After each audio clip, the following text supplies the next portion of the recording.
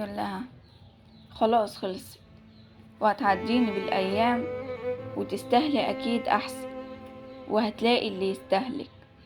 محبتكيش، محستكيش، ولا انت شكلي تفكيري ولا تفكيري شكلي. زمان قلت ان حبيتك ولو قربت مش هاكلك، وعدى الوقت خلاني احسك تاني شيء عادي. يجوز تتشافي حد لطيف لكن مش ام لولادي، ومش عيبك ولا غلطك لكن قفلت ملهاش حل. هترضي تعيشي مع واحد بقلب وقلبه منك مل، وحتى لو انت قبلاها وهتعديها عشاني، فانا عمري ما هقبلها واعيش مع واحدة اللي بتتذل. ما جربتك وقربتك ودربتك على طباعي، لقيتك سهلة مش ناشفة وعملتك دبلة في صباعي. واحنا يا حلوة نتكيف من اللي نتوه منوصلهاش، حاجات ما نروحلهاش جملة لو اشتريناها قطاعي. ساعتها عينيها عندتها وكتمتها وصوتها اتهز، قالت فيه لو كان في بينا وصال وباقي على اللي كان بينا، في اخر حاجة في وصالي كلامك ده كسرهالي. يجوز كان ممكن ابقى عليك وزعلي يطول شوية وقت، يجوز كان ممكن اشتاق لك واشوف حلم وانت اسأت. لو انت كذبت في كلامك وانا من حب فيك صدقت، فصدقني انت شيء خلصان وانا من اللحظة دي نسيتك. لو انت شفتني سهلة ومتاحة ومنفعكش حياة، فواحد برضو يشبه لك محبش عمري يبقى معاه. من جاور الرخيص يرخص وحتى ان سعره كان غالي، مش انت البيت ولا الفرحة ولا الجاي اللي بستناه.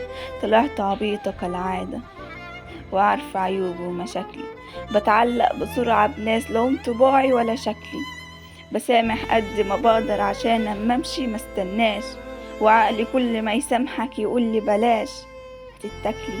واجازف تاني بشعوري وبرمي الزهر واستنى، واقول نارك مصيرها تروح واشوف من بعدها الجنة. واتاري الطبع فيه غلاب ومهما عملت الطبع كلاب، وحكمة ربك ان توجع لكنها خير بتاخد شر ناس عنا. ومش هحكي في كلام عنك واقولك اني مظلومة، واني مهما كنت اديك بنفخ في قربة مخرومة. ما بين الكلمة والافعال سنين انا بينها مقسومة، وديني طلعت اهو ظلمان. فلو يعني هتمشي بلاش تسيب اعذار وجرح وراك. خلاص عادي لو انا نصيب، ولو مكملش برضه نصيب.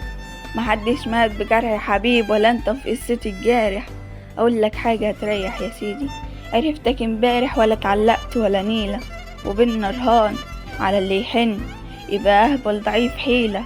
قلت انا عمري ما هسيبك لكن يومها ما حلفتش، قلت انا ليك هبقى حياة وظهر وبيت معرفتش. قلت انا ابوكي وانا بنتك ودلوقتي ما خلفتش، وجاي تعيب خلاص شلتك ولميتك وحطيتك مع الكراكيب.